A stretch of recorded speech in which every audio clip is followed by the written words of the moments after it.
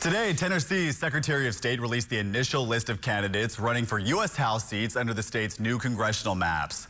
So the list only includes candidates who successfully filed the required paperwork. It does not include people who withdrew, failed to qualify, or did not submit enough valid signatures to get on that ballot.